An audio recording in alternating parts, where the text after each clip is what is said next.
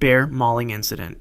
On November 12, 2014, Stephen Mihaly prepared for a routine inspection of the restricted northern section of Lewis and Clark Caverns. Stephen was 42 years old and had worked as a park ranger for 8 years. He carried standard equipment including a helmet with LED light, radio, and small toolkit for maintenance checks. At 9:30 a.m., Stephen signed the ranger log and entered the cave system alone. The northern section was closed to the public due to unstable formations and narrow passages. Stephen followed a route that took him through the cathedral room, a chamber 65 feet high with spectacular limestone columns. From there, he entered the Rattlesnake Corridor, a passage approximately 4 feet wide that descended 80 feet below the main tourist route. The temperature dropped to 42 degrees Fahrenheit in this section of the cave system. At 1,200 feet from the entrance, Stephen encountered a side chamber that required inspection for potential water damage. The chamber was roughly 18 feet across, with a ceiling height of 7 feet. As Stephen entered, his light illuminated a massive 600-pound grizzly bear that had made a hibernation den in the soft sediment floor. The bear, a male approximately 7 years old, had likely entered through an unmapped opening during fall preparations for hibernation. The startled bear reacted with extreme aggression. Stephen attempted to retreat but slipped on the wet limestone surface.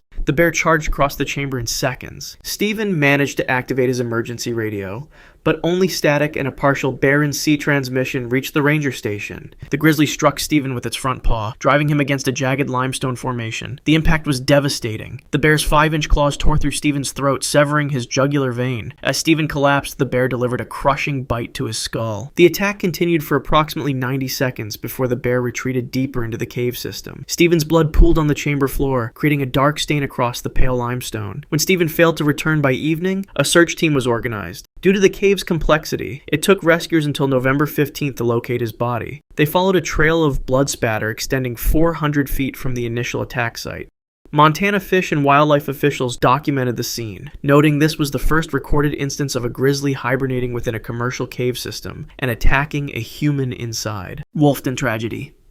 On March 8, 2016, Marco and Enzo Palumbo entered Grotta del Cane near Naples for a scientific expedition. Marco was 34 years old and worked as a lead spelunker with 15 years of experience. Enzo, his younger brother, was 29 years old and an environmental scientist specializing in volcanic gases. They carried specialized gas detection equipment to measure sulfuric emissions within the cave. The Grotta del Cane, or Cave of the Dog, was named for ancient demonstrations where dogs were exposed to toxic gases that pooled near the floor. The brothers arrived at 8:15 a.m. and began setting up their monitoring devices at the entrance. The cave featured a narrow main passage approximately 3 feet wide and 6 feet high. Volcanic activity in the region created pockets of carbon dioxide and hydrogen sulfide that the brothers planned to document. By mid-morning, they had progressed 270 feet into the cave. The passage narrowed to a tight corridor just 28 inches across at its most restrictive point. Marco led the way, with Enzo following 15 feet behind. As they squeezed through the constriction, Marco's headlamp illuminated a small chamber where 4 wolf cubs lay huddled. Before Marco could react, a female adult wolf lunged from a side crevice. The wolf, trapped between her cubs and the intruders, attacked with immediate ferocity. Marco's scream echoed through the narrow passage as the wolf's jaws clamped around his forearm. His headlamp was knocked free, plunging the passage into darkness except for Enzo's light from behind. In the confined space, Marco had no room to escape or defend himself. Enzo tried to reach his brother but became wedged in the narrow passage. He watched helplessly as the wolf released Marco's arm and lunged for his throat. Marco's struggles grew weaker as the wolf's teeth severed his carotid artery. Blood sprayed across the limestone walls, creating a fine red mist visible in Enzo's headlamp beam. As Marco collapsed, the wolf turned toward Enzo. Trapped in the constriction, Enzo could not retreat. The wolf attacked, tearing open his throat with a single, powerful bite. Enzo managed to activate his emergency beacon before losing consciousness. Rescue teams arrived 2 hours later following the beacon signal. They found both brothers dead, their bodies separated by 30 yards of blood-smeared passage. The autopsy revealed Marco had survived the initial attack and dragged himself deeper into the cave before succumbing to blood loss.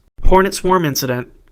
On July 15, 2019, Isabelle Desjardins separated from her tour group in Mammoth Cave National Park. Isabelle was 26 years old and visiting from Lyon, France. She carried only a small flashlight and water bottle. The main tour had just finished viewing the famous frozen Niagara Formation when Isabelle noticed an unmarked side passage. While the group moved ahead, she slipped away to explore on her own. The restricted passage was blocked by a simple rope barrier with a sign reading, "No public access. Danger." Isabelle ducked under the rope and entered the narrow corridor. The passage was roughly 5 5 feet wide with a ceiling that varied between 7 and 12 feet high. Temperature in this section was a constant 54 degrees Fahrenheit with 85% humidity. Limestone formations created eerie shadows as Isabel's flashlight beam cut through the darkness. After walking approximately 230 feet from the main route, Isabel entered a small chamber with a ceiling height of 14 feet. The chamber featured unusual dome-shaped recesses in the upper walls. Isabel pointed her flashlight upward to examine the formations. The beam illuminated a massive European hornet nest that had formed in one of the ceiling recesses. The nest, approximately 16 inches in diameter, housed an estimated 800 hornets. The light and vibrations from the Isabel's movements immediately agitated the colony. Within seconds, dozens of hornets descended. Isabel's first screams echoed through the chamber as hornets landed on her face and neck, delivering painful stings. She dropped her flashlight, which shattered on the limestone floor. In complete darkness, Isabel stumbled backwards, swatting desperately at the swarming insects. The confined space concentrated the hornets' attack. Each scream reverberated through the chamber, creating sound vibrations that further agitated the swarm. Isabel fell to her knees as venom from multiple stings entered her bloodstream. Her throat began to swell, restricting her airway. She crawled frantically toward where she thought the exit might be, but moved deeper into the cave instead. Hornets pursued relentlessly, entering her mouth and nostrils as she gasped for breath. The venom triggered anaphylaxis, causing her blood pressure to plummet and airways to close. Isabel managed to crawl another 15 feet before collapsing into a fetal position. Her body was discovered 8 hours later when park rangers conducted a sweep for missing visitors. The medical examiner documented 219 separate sting sites, with venom concentrations in her bloodstream measuring 8.3 times the lethal dose. Hornets had stung her esophagus and trachea internally, accelerating her suffocation. Python Constriction, Mulu Cave.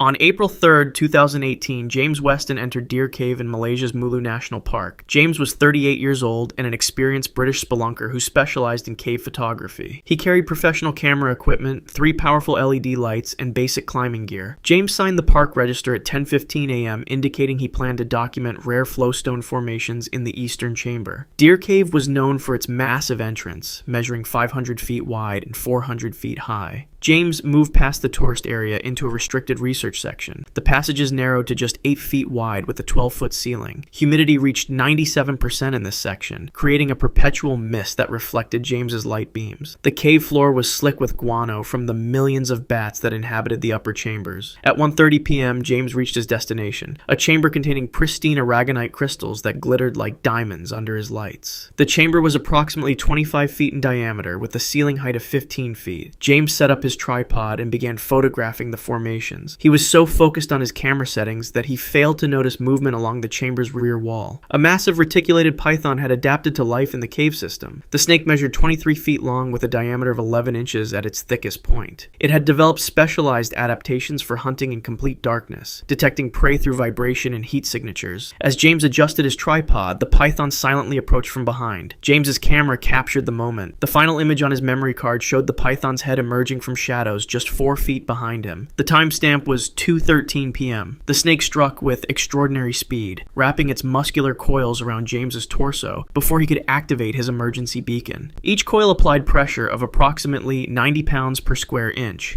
The python's first constriction expelled air from James's lungs, preventing him from shouting for help. With each attempted breath, the snake tightened further. The constriction force fractured James' ribs one by one, driving bone fragments into his vital organs. James lost consciousness within 30 seconds. The python maintained its grip for 40 minutes, periodically tightening its coils. When James failed to return by evening, park rangers organized a search. They discovered his body at 11:40 a.m. the following day. The python had released James after he died but remained in the chamber. The autopsy revealed 24 broken ribs and massive internal hemorrhaging. Malaysian wildlife officials determined the python had been living in the cave system for approximately 12 years, growing to exceptional size by feeding on cave-dwelling mammals and fallen bats. If you want to see more videos like this, click the video on screen now and make sure to subscribe.